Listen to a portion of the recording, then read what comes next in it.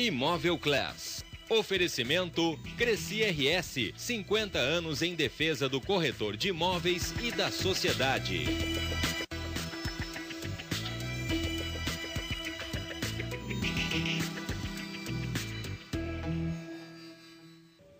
Olá, no Imóvel Class TV de hoje, a Biblioteca Pública do Estado reabre as portas para eventos culturais depois de passar por reformas. E no estúdio nós falamos sobre o mercado imobiliário de Canoas, que vive um momento de expansão. Eu sou Lúcia Matos e o Imóvel Class TV está começando.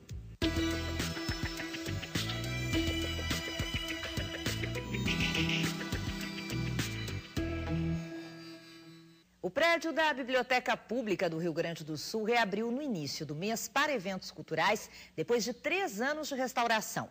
Para consultar livros, o público ainda terá de esperar mais 2 anos. Mas já é possível conhecer um pouquinho mais desse prédio histórico que fica no coração da capital dos gaúchos.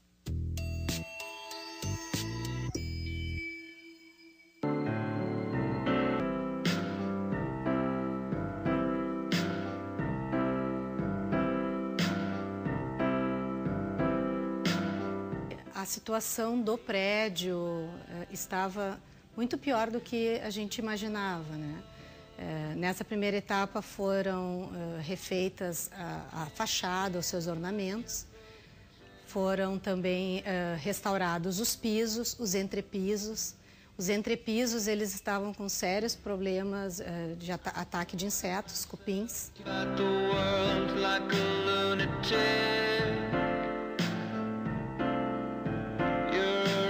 Tão ruim a situação que, na verdade, se tu pegasse um pedaço de uma viga, ela pesa como um papel, de tão danificada que estava por causa dos cupins.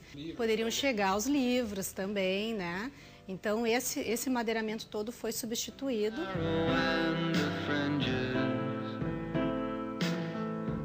Requer um trabalho muito minucioso de intervenções, muito planejamento para que não aconteçam erros.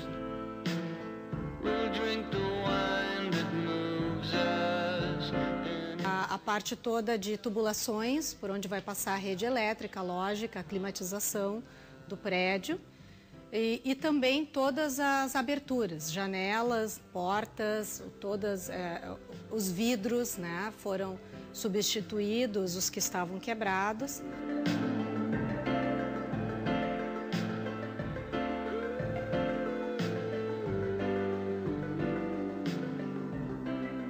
Toda essa parte estrutural que foi feita nessa etapa teve a necessidade da biblioteca ser fechada ao público. Mas desde que nós fechamos a biblioteca aqui na Riachuelo, nós passamos a atender na Casa de Cultura. Então, na verdade, ela nunca esteve inacessível. Inacessível esteve o acesso a este prédio belíssimo, né, enquanto estava em restauro. Mas ao acervo, aos serviços e setores da biblioteca, desde 2009 nós estamos executando na Casa de Cultura Mário Quintana.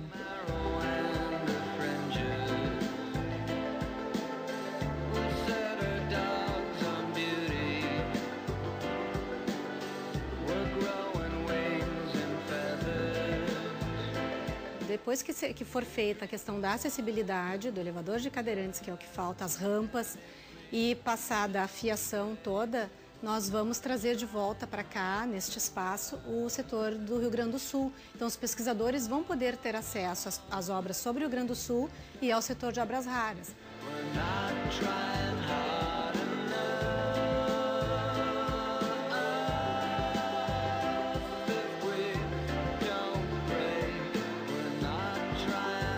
Nós tivemos o patrocínio do BNDES de R$ 2.556.000, né? Nós precisamos de em torno de 14 milhões ainda, porque só o restauro das pinturas murais, só ali vai em torno de 8 milhões.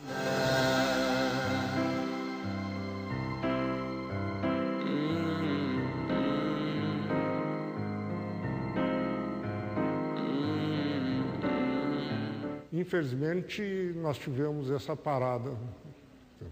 E é um trabalho que ainda, se tivesse todos os recursos disponíveis, seria em torno de 2 anos.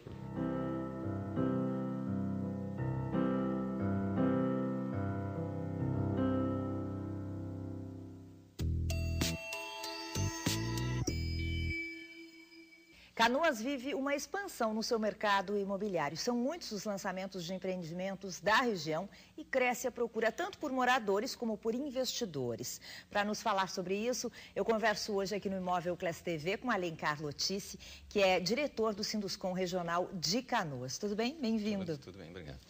Vamos começar falando um pouquinho de como vocês têm percebido esse crescimento no setor em Canoas. Esse processo começou em 2005, 2006, com os programas do governo referentes a financiamentos habitacionais. Começaram a surgir esses financiamentos e eu acho que Canoas se preparou um pouquinho em relação a receber esses projetos de financiamentos habitacionais, fazendo uma alteração no plano diretor. Nesse período, 2007? Há uns 5 anos atrás.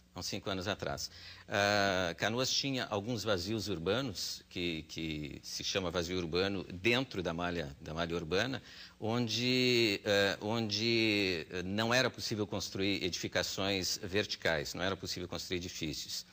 Com a modificação do plano diretor, houve a possibilidade de mudança nesses índices e criou esse atrativo, então, para as empresas construtoras. E eram muitas regiões consideradas? São várias regiões, são vários vazios urbanos dentro de Canoas que não eram atrativos para os proprietários para venda, porque eram valores de metro quadrado muito altos, e em que não era possível fazer muita coisa. Então, os valores de venda eram baixos. Com a mudança do plano diretor, a possibilidade desses índices subiu muito, né? A área se tornou atrativa, ficou bom para quem era proprietário, bom para quem faz a edificação, bom para quem vai morar, porque mora dentro de uma malha urbana muito próximo de tudo. Pois é, quais são as vantagens de morar nessa região? Tem vantagem mesmo para quem não trabalha na cidade de Canoas, por exemplo? Sem dúvida. Porque a BR-116 é complicada, né?